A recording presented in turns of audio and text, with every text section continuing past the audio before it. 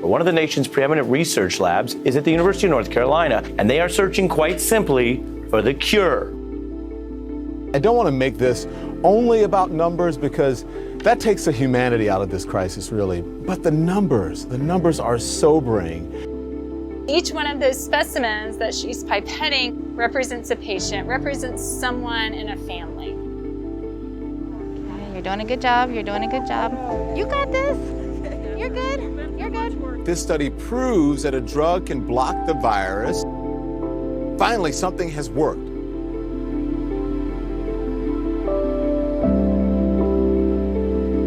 It goes well beyond doing the research. It goes to the point of how do I serve another person? How do I engage in the common good?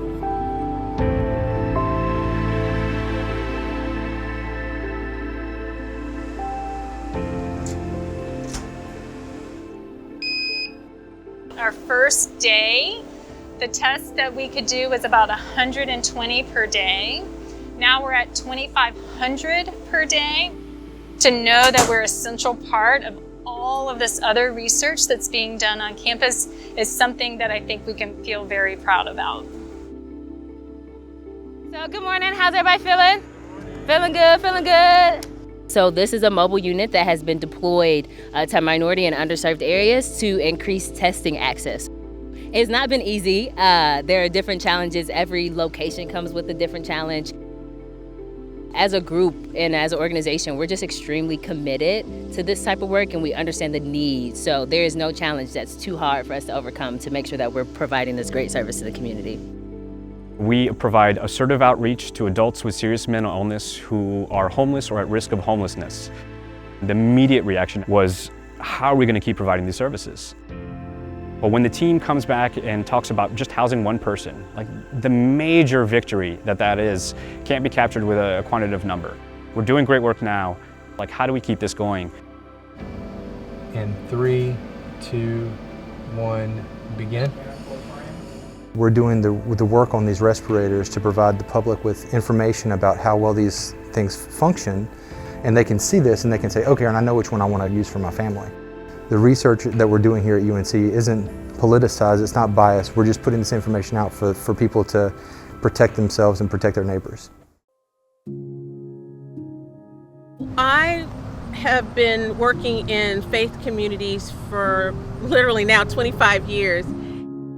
It is so great to see. I'm glad I came out here because I don't get a chance. The community has its own capabilities, its own strengths, its own assets. All right, you have plenty of masks and hand sanitizer?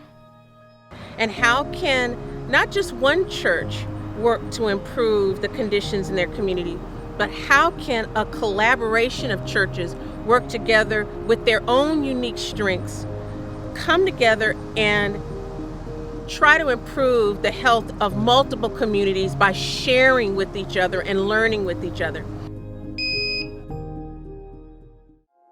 I think there's a lot of concern about vaccines, so I feel a pretty tremendous responsibility to try to allay that concern. So occasionally I ask them, I was like, let's stop for a minute and remember what it is that we're trying to do here, which is help get an effective vaccine available and with clear data to show that it does or doesn't work. And I think it's sort of taking those moments to remember how big and important that work is for where we are in the country right now. Helps to remember why you're working the long hours, why we're asking people to do more than we normally would. How can we be creative and how we're going to get the work done, asking for help when you need it. It's been really remarkable.